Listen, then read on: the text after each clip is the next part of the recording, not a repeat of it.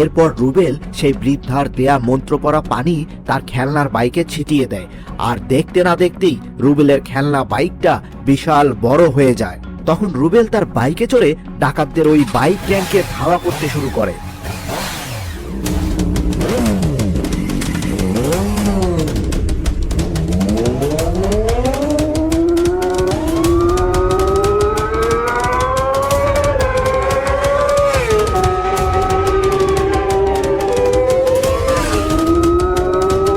Bike gang, এবার তোমাদের ধরা পড়ার সময় হয়েছে।